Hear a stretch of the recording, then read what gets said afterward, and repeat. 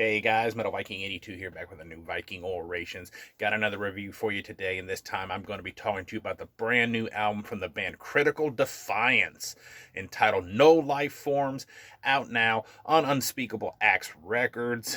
And if you are not familiar with Critical Defiance, they are a thrash metal band out of Chile. They've been around since 2013, featuring, and if I butcher your guys' names, I apologize, Rodrigo Poblete on drums, Felipe Alvarado on guitars and vocals, Javier Salgado on lead guitars. You have Mauricio Toledo on rhythm guitars, and finally Ignacio uh, Arevalo, on the bass. This is the band's second full-length album overall. It is 10 tracks, just a little under 29 and a half minutes in length. And, I'd known about this band and this album for a little while before I got this promo.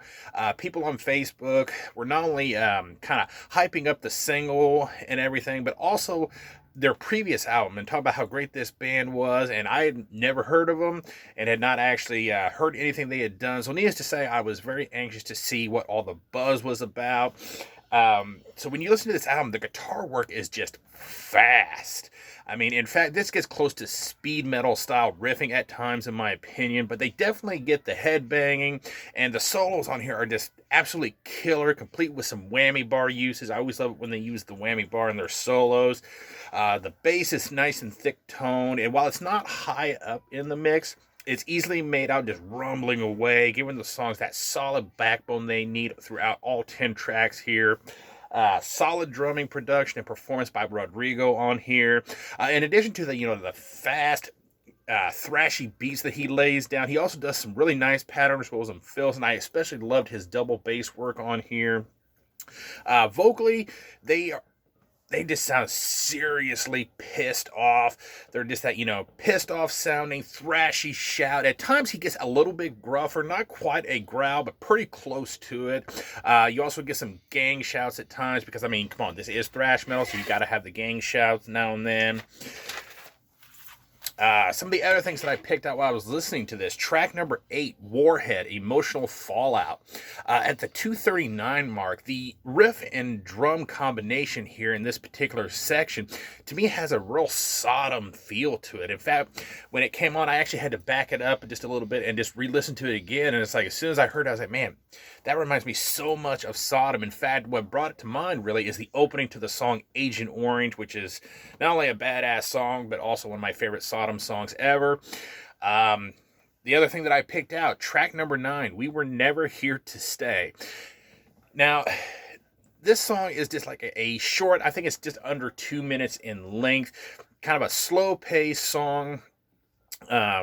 It's just an instrumental song. Starts out with just, the bass and the drums, and then about 30 seconds in, you get a slow-picked riff that comes in finally to kind of fill out the rest of the song. And, initially when I heard that, because it's a good song, don't get me wrong, I kind of felt this track should have been maybe more towards the middle of the album if you were going for a bit of a reprieve from the full speed thrash assault of the album. Kind of like put it like a track 5 or track 6 to kind of like, give you about, 4 or 5 songs of just this full-on speedy style metal, and then, give you a little bit of a reprieve, and then just, pummel you for the rest of the tracks, to close out the album. But the more I think about it and the more I thought on this, it actually kind of works the way they have it, because it almost lulls you into a sense of, here you've gone through 8 tracks of, like I said, this thrashy, speed metal style pummeling, and then you think it's over. You get this, nice little slow instrumental song, very, melodic, very beautiful sounding, and then bam, they hit you with one more song to close out the album.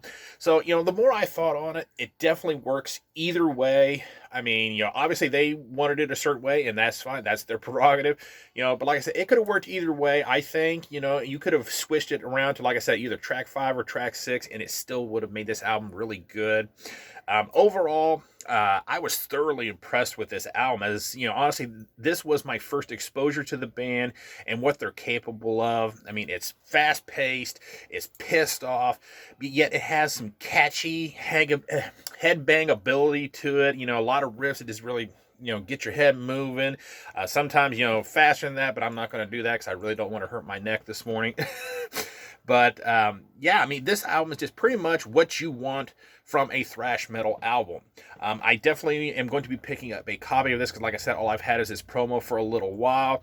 I definitely want to pick this up and their debut full length as well. I would give this a solid 9 out of 10.